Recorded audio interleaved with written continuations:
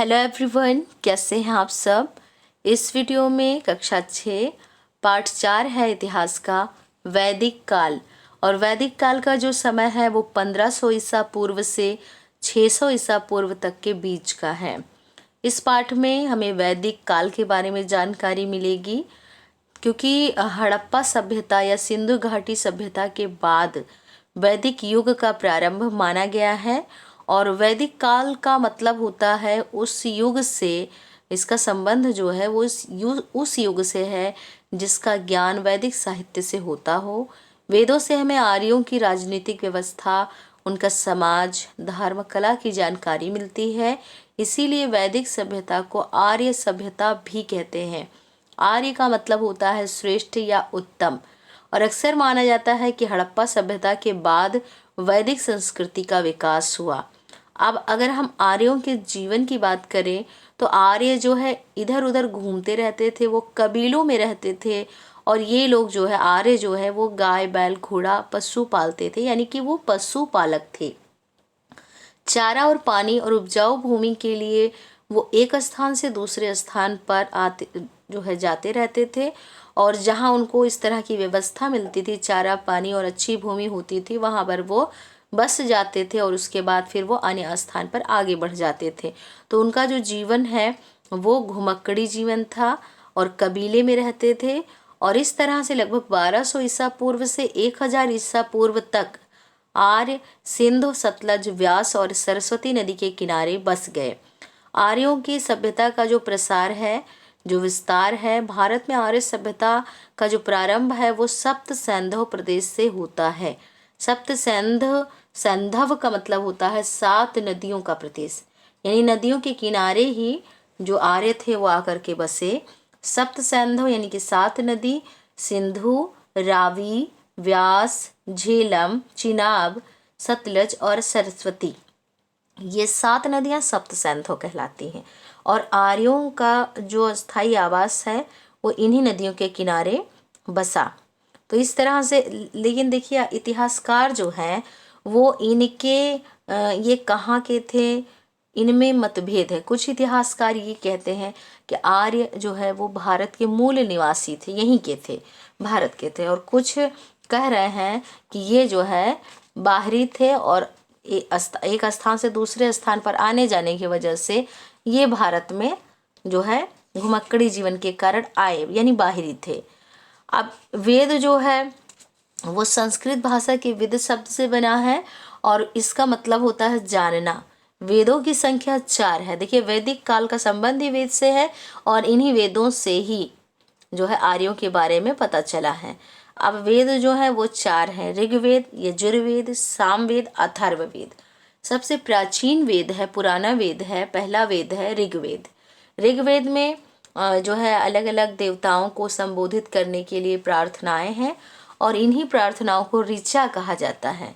ऋग्वेद में 10 भाग हैं जिन्हें मंडल कहते हैं। और प्रसिद्ध गायत्री मंत्र ऋग्वेद से लिया गया है, जिसका आज भी धार्मिक अवसरों पर उच्चारण किया जाता है। सामवेद में भारतीय संगीत के 7 स्वरों के बारे में वर्णन है। और यजुर्वेद में विभिन्न प्रकार के जो यज्ञ हैं उनको करने की विधियों का वर्णन है। अथर्ववेद में तंत्र मंत्र जादू टोने का वर्णन है। तो इस तरह से आपने जाना कि 4 जो वेद हैं, कौन कौन से वेद में मुख्यतः क्या चीज़ें हैं।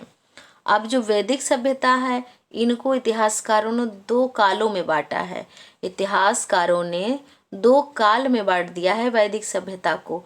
पहला काल है ऋग्वैदिक काल और दूसरा है उत्तर वैदिक काल।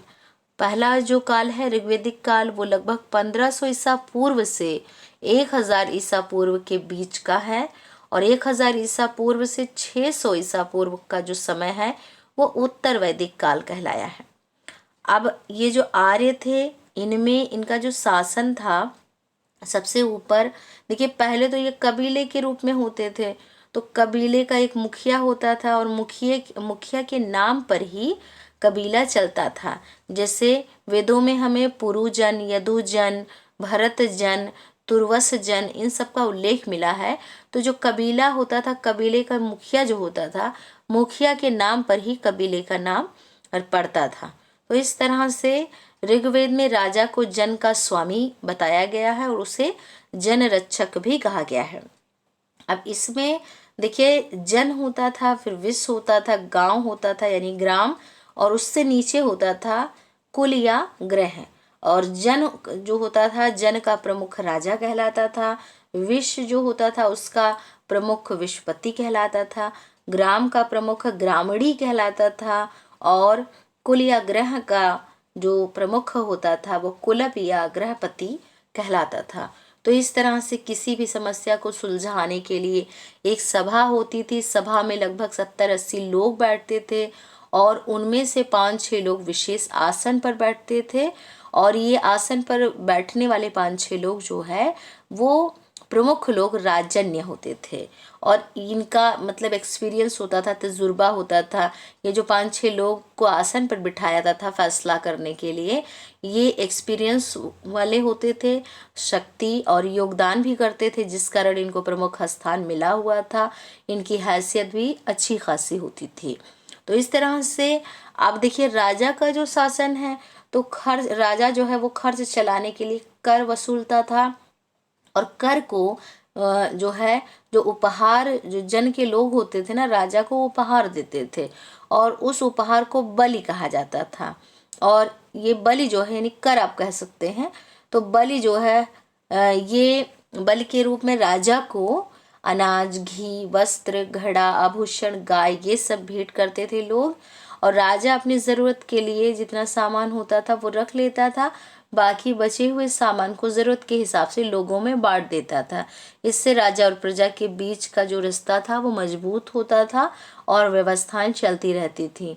युद्ध भी होता था। राजा जो है वो अपने जन की रक्षा के लिए और अपने जन के विस्तार के लिए युद्ध भी करता था। और युद्ध में जीत जब होती थी तो जीत में मिले हुए गाय, घोड़ा, रथ, हथियार या गहने, दास दासियां, इन सभी को जो है वो आपस में बांट दिया जाता था। मतलब जो जितना ऊंचे पद पे होता था उसी हिसाब से उसको लोगों में बांट दिया जाता था। तो ये जो है, और सबसे ज़्यादा जो राजन्य होते थे यानी कि राजा के जो करीबी होते थे उनको सबसे ज़्यादा यानी सर्वाधिक जो है उपहार मिलता था, यानी बंटवारे में उनको ज़्यादा मिलता था, जिस कारण वो ताकतवर जो है वो बनते चले गए। धर्म और यज्ञ भी बहुत अच्छे व्यवस्था के साथ होता था। यज्ञ जो है या धार्मिक कार्य ये पुरोहित करवाते थे। और इसी समय वैदिक कालीन समाज में ही वर्ण व्यवस्था शुरू हुई।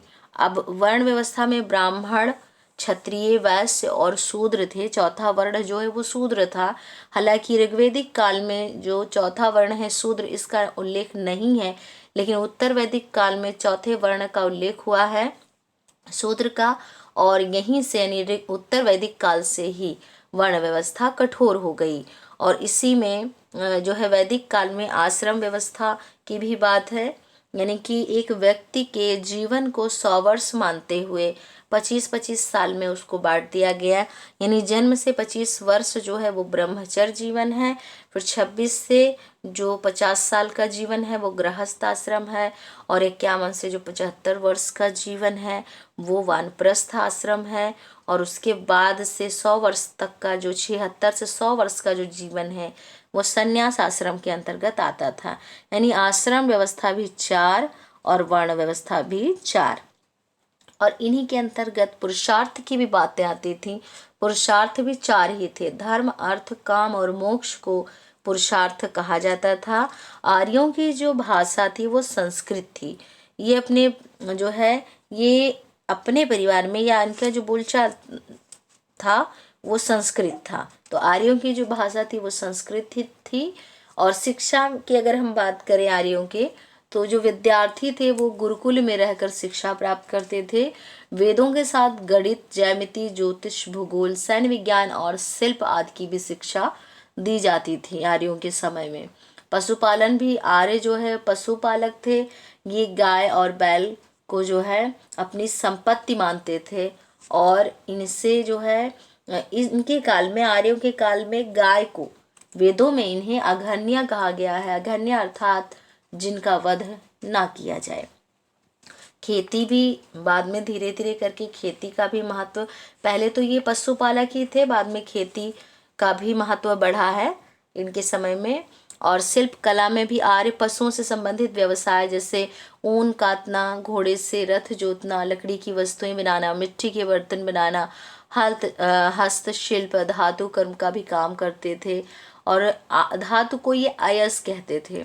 ऋग्वेदिक काल में इन्हें तांबा कांसा का ज्ञान था, और लोहे का जो ज्ञान है वो उत्तर वैदिक काल में हुआ है। यानी कि तांबा और कांसा जो है वो ऋग्वेदिक काल में जानते थे लोग, लेकिन उत्तर वैदिक काल में इनको लोहे का भी ज्ञान हुआ।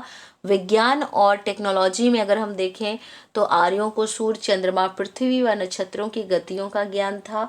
वो ज्यामितीय आकृति से भी परिचित थे। तो अब अगर हम देखते हैं कि ऋग्वेदिक काल और उत्तर वैदिक काल में क्या फर्क था, तो ऋग्वेदिक काल में जीवन इनका गतिशील था, यानी एक स्थान से दूसरे स्थान पर ये कबीले के रूप में इधर उधर घुमक्कड़ी जीवन जीते थे। लेकिन उत्तर वैदिक काल में इनका जीवन स्थायी हो गया, एक जगह ये बस गए। और उसके बाद ऋग्वेदिक काल में जो राजा का पद था वो वंशानुगत नहीं था, सभा जो है वो अपने राजा को चुनती थी। लेकिन उत्तर वैदिक काल में इन राजा को जो पद है वो वंशानुगत हो गया। वर्ण व्यवस्था ऋग्वेदिक काल में नहीं थी, लेकिन मतलब ब्राह्मण क्षत्रिय और वैश्य थे, लेकिन एक कठोर रूप में चौथे वर्ण का जो है रूप नहीं था। वही जो युद्ध में जीते हुए लोग थे दास, उन्हीं को माना जाता था चौथे वर्ण में। लेकिन उत्तर वैदिक काल में ब्राह्मण क्षत्रिय वैश्य और शूद्र, ये जो 4 वर्ण हैं, ये जो है कठोर रूप में हो गए। तो उसके बाद देखिए ऋग्वेदिक काल में पशुपालन ही मुख्य व्यवसाय था, लेकिन उत्तर वैदिक काल में खेती करना या कृषि जो है मुख्य व्यवसाय बन गया। कृषि में पशुपालन और खेती करना दोनों आता है। और महाकाव्य की अगर हम रचना देखें तो रामायण और महाभारत 2 प्रसिद्ध महाकाव्य हैं। और रामायण की रचना महर्षि वाल्मीकि द्वारा संस्कृत में की गई है। और इस ग्रंथ में कौशल के राजा दशरथ के पुत्र मर्यादा पुरुषोत्तम श्री राम के आदर्श जीवन और उनके कार्यों का वर्णन किया गया है। और इस तरह से महाभारत की अगर हम बात करें तो महाभारत की रचना महर्षि वेदव्यास जी ने की है। और इस महाकाव्य में कुरु वंश के कौरवों और पांडु वंश के पांडवों की कथा मुख्य रूप से दी गई है। तो अब देखिए लोहे की जो खोज है वो उत्तर वैदिक काल में हुई। वैदिक काल से पहले चित्रात्मक लिपि थी, और अब जो है ध्वनि के आधार पर अक्षरों का विकास होने लगा, और अक्षरों को मिलाकर शब्द और शब्दों को मिलाकर वाक्य बनने लगे। ब्राह्मण ग्रंथ की अगर हम बात करें तो इनकी रचना यज्ञ के विधान और क्रियाओं को समझने के लिए की गई। प्रत्येक वेद के अपने अपने ब्राह्मण ग्रंथ होते हैं। उपनिषद की बात करें तो उपनिषद को वेदांत भी कहा जाता है, और इनकी संख्या, उपनिषद की संख्या 108 है। भारत का आदर्श वाक्य सत्यमेव जयते मुंडको उपनिषद से लिया गया है। तो देखिए इसमें पार्ट 4 में जो स्टोरी है, जो कहानी है, वो आपको जो है दी गई है। और इसके बाद पार्ट 5 में आप आगे की कहानी को जानेंगे। Thank you.